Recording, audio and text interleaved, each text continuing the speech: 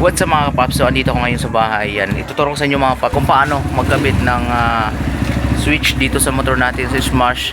Actually yung stock na Smash yung switch mga kapaps, yung signal light is kaliwa kanan lang. Ngayon mayroon na siyang hazard mga paps dahil doon sa switch na binili ko. So legit nga pala mga paps yan. So install natin. Ano lang to, plug and play lang, no. Meron tayong biniling switch sa Shopee. Kasi kakabit lang natin, tapos nagkakaroon na siya ng hazard. So wala natin gagalawin na wiring. Turo ko sa inyo kung paano maglagay ng hazard light dito sa ating Smash na 115cc, no. So yung Smash natin ang naka-install lang talaga dito sa signal light, kaliwa kanan, tapos wala siyang hazard light. So ngayon mga paps, ituturo ko sa inyo kung paano ba lagyan, no, na walang kahirap-hirap, no. Kasi ang nakita ko sa iba mga paps is gumagalaw pa sila sa wiring, pero dito is ano na lang, switch na lang. So ito yung stock mga paps, yan, no. So yan, ito yung stock na switch. Ano lang, left tapos right. Tinanggal ko na, ayan, oh. Tapos yung in-order ko sa Shopee mga paps is ito. Ayan, kung makikita natin mayroon siyang hazard, yan, oh. Hazard, ito yung kaliwa kanan. So plug and play lang naman to. Pag tinanggal mo tong stock, kabit mo na lang yung bagong switch na may hazard. So, i-testing muna natin mga paps. Tingnan natin kung totoo talaga yung sinasabi nila na may hazard, no. Sa pamamagitan lang ng switch na ito. Ito pala ay nasa 22 pesos lang sa Shopee mga paps. Kaya sa mga naka-smash dyan, pwede na kayo mag-order Shopee kung gusto nyo magkaroon ng hazard yung motor nyo. Ayan, ito mga paps, try natin, open natin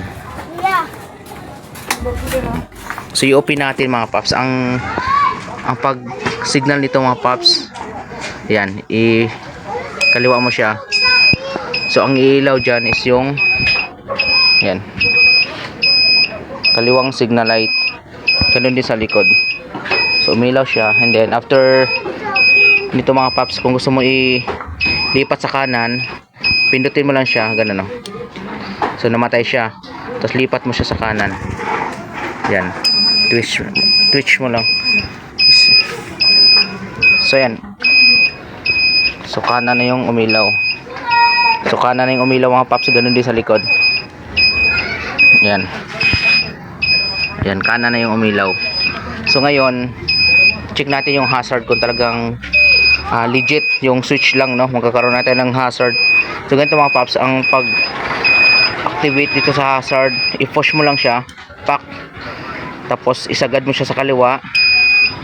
Okay, so mayroon na siyang ilaw uli sa kaliwa. Ang pag-hazard nito, isagad mo siya sa dulo. So hazard yan. So hindi mo siya makikita dito, pero naka-hazard na yung motor natin, no. Hazard. O, diba? So legit talaga yung sinasabi lang, switch lang yung kailangan para magkaroon ng hazard yung motor natin. Ayan, hazard, oh. So hazard yan. Then sa mga nagtatanong pala kung bakit may tunog yung ano natin, yung signal light, yan, hazard dalawa yan. Diba? So ituturo ko sa inyo mga paps kung ano yung papalitan nyo para magkaroon ng tunog yung signal light nyo mga paps. Sa next video natin, ituturo sa inyo kung paano magpalit ng piyesa dito sa motor natin sa Smash, kung para magkaroon ng tunog, no, parang kotse or e-bike. Ayan, naka-hazard na tayo. Alright, so ito lang yung switch na kailangan natin sa mga Smash user, no. Tingnan nyo lang yung switch with hazard for Smash. Makikita nyo sa Shopee, nasa 20 pesos lang. Patay ko na, ha. So pag gusto mong patayin mga paps, pindutin mo lang siya. Ayan, o. So wala na. Kung gusto mo siyang signal sa kanan, i-twist mo lang pa kanan. Tapos kung lilipat ka sa kaliwa, pindot tapos kaliwa uli. Okay, kung gusto mo naman i-hazard dulo, sagad mo sa dulo. So naka-hazard, pero nawala dito sa indicator kasi naka-hazard siya. So ngayon, pag gusto mong patayin mga paps, pindutin mo lang. Plug and play lang naman to. Ayan, itutusok ko lang siya ngayon. So maglalak na yan mga paps. Yung stock natin ito sa mga Smash, ito yung stock natin, Ayan, kaliwa kanan lang yung yung nakalagay. Pero dito meron siyang hazard, nahulog tuloy. Meron siyang hazard sa dulo na nakalagay yung hazard. So legit nga mga paps. Kala ko may gagalawin pang wiring, wala na pala. So pandarin natin. Yan. Try natin na. Kaliwa muna, kaliwa. Okay. Pindot kanan. Okay. Tapos pindot kaliwa, sagad mo sa kanan, yun, hazard. Habang umaandar yung motor natin, so naka hazard na siya. Diba hazard yan? So ang ganda, nice. Shopee yan. Plug and play lang to mga paps. Tutusok mo lang dyan, oh. Bubunutin mo lang siya, tapos isalpak mo lang, parang ganito. May 3 pins na dapat itapat mo siya. Kung anong nakalagay dito sa labas, ganun din dapat yung nandun sa loob. So yun lang mga paps. Next video natin tuturo kung bakit nagkakaroon ng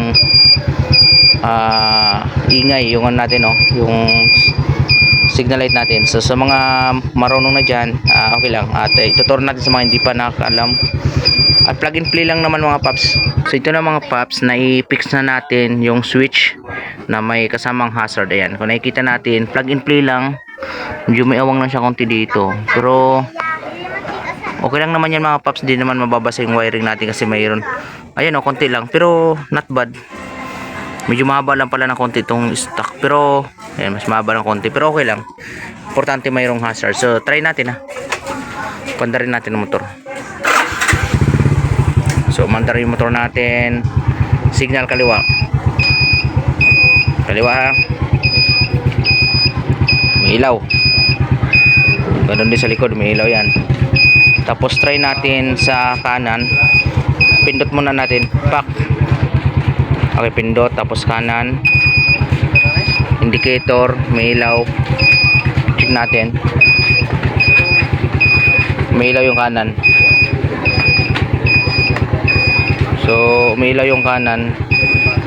Tapos hazard natin. Ganito pag hazard mga paps, pindot mo na, sagad sa kaliwa, magsisignal yan, tapos sagad sa dulo. So walang indicator na makikita dito kung naka-hazard ka. Pero dito sa signal light niya mga paps, mayroong hazard yan, oh. So basic lang yung gagawin natin. Order lang tayo sa Shopee ng ganitong switch, smash switch with hazard. So pagpatay natin, pindot lang, basic.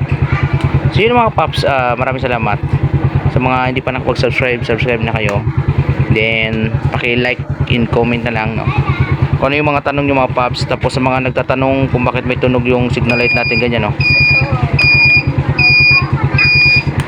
So sa mga nagtatanong bakit may tunog, ituturo ko next video yung ano yung papalitan natin sa motor, bakit nagkakaroon tayo ng tunog dito sa signal natin sa kaliwa o kanan. So yun lang mga paps.